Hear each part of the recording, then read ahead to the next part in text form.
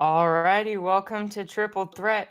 We are now all new. Don't forget, you can listen to us on Anchor, Stitcher, Spotify, Google Podcasts, and more. We've got a lot of sports today. How you feeling, Will?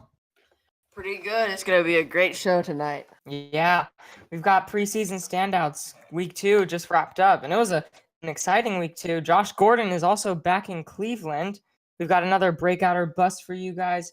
2 pairs of 10th picks. We've got can anyone beat Golden State? We'll talk about that. And we'll finish off once again with some MLB because that NL MVP race is coming down to the wire. And just starting off with the standouts in week 2 of preseason.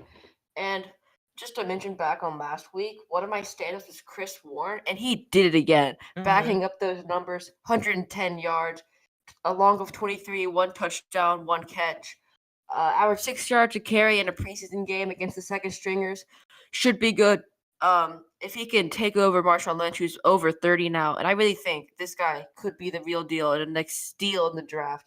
And I love what he's been doing, and he's been doing it against a good team in the Los Angeles Rams, and he's consistently been proving himself.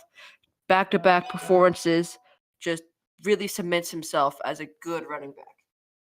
Yeah, I'll be honest with you. I know you got to watch a lot of the games. I didn't really get to see many of the games. One of the games I did watch were the Falcons and Chiefs, and boy did Pat Mahomes look good. He looked great in that game. And I'm just saying, this kid's the real deal. There's a reason why the coaches take out their phones and film him during practices, showing it around the league. He only got like 1 snap in practice last season because all of the snaps were on Alex Smith. Now he has time to practice. He has time to play. He's the real deal, and he really showed it last night. Yeah, did you see that 69-yard throw on the money to Tyreek Hill? And it wasn't even one of those just wimpy, give a little dink pass out to Tyreek Hill and he runs up the field. He threw it 65 yards to him. That was insane. He has an amazing arm and he's accurate, which is a scary combination. When I was watching that game, I literally thought he threw the entire length of the field. I thought it was at least 80 yards. I was going crazy when I saw that play. It was insane. There's a reason they picked him ahead of Deshaun Watson. I don't know if you can say that. Deshaun Watson he's gonna be great in the NFL. Oh, he's scary good. But Mahomes had 138 yards, a TD. He had 1 interception. That interception did not look good. It did not look like an NFL player, but you can't judge him on that. He had a great game. And then speaking of Deshaun Watson, he had a great game against the Niners. We battled there. Jimmy Garoppolo looked good, 136 yards, a touchdown, averaging 11 yards to throw. 10 for 12, which is a great accuracy. Deshaun Watson only had 8 snaps, but he had 73 yards and a touchdown. Didn't have the best accuracy, but still had a 131 passer rating and had a great pass for that touchdown to one of his favorite targets, Bruce Ellington. I also got to watch a little bit of the Giants game, and within the time that I was watching that, the running game was on point. Wayne Gallman was the guy I was watching. He had 26 rush yards, 1 touchdown, but he only had 5 rushes. So he didn't get much playing time, but he still showed what he's got. And he's going to have a tough time because he's backing up Saquon Barkley, but I saw him last year as well, and he's got the body, he's got the skill to be an NFL player. So I think the Giants have something in Wayne Gallman, and they can obviously trade him for someone, but he looked good. He also had a receiving touchdown on 2 receptions, so he had a great game for not playing too much. And then who I thought looked really good was Tre'Quan Taylor. Had more touchdowns in this game than he did last season for the Titans. They had some great rookie talent in that team last year with Corey Davis and Tre'Quan Taylor. Both put up lackluster numbers, 2 touchdowns in total, including the postseason.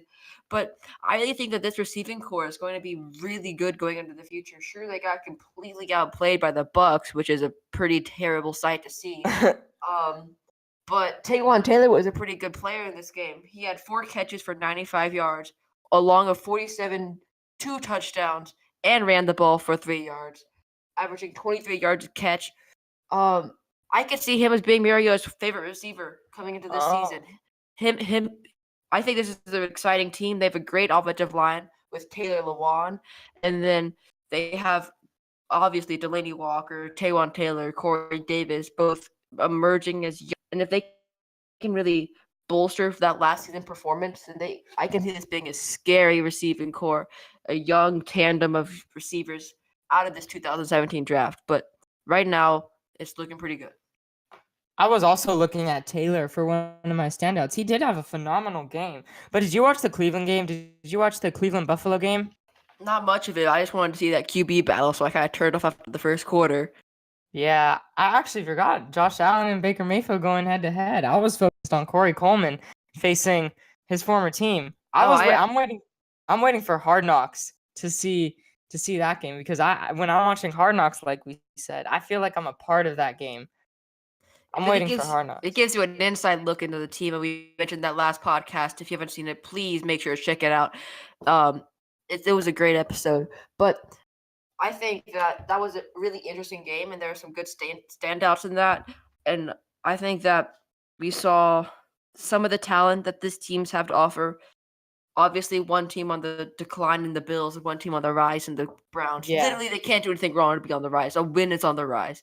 And then another player I said was pretty good last week was Tre'Quan Smith playing with the first stringers again. And this Saints team was pretty disappointing, but after the first quarter was 0-0 with the starters in. And then Taysom Hill had 3 fumbles and 2 picks. So that really was a reason why this game didn't look so good. 20-15 with those kind of numbers is a pretty good result for the Saints defense. But Tre'Quan Smith looked good again. 3 receptions for 60 yards, averaging 20 yards a catch.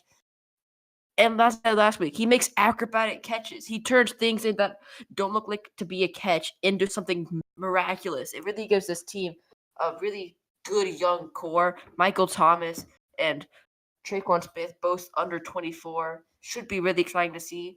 And he fits in perfectly to this offensive play style that the Saints use because they make the receivers. Drew Brees will throw the ball, so only his receiver can catch it. So they have to adjust mid-air to catch the ball. Not saying that it's not accuracy, because Drew Brees is the most accurate quarterback of all time. And if he can, they just make it so he adjusts in the air to catch the ball, so only the receiver can catch it. And Tre'Quan Smith has been doing that perfectly during preseason. And I think that's why he's going to be a standout during the season, not only in the preseason. Speaking of receiver, make sure to watch the whole episode 4 of the Triple Threat podcast on your screen right now. Make sure to subscribe and let me know your questions in the comments below. Signing off from Atlanta, Georgia, William Ezell.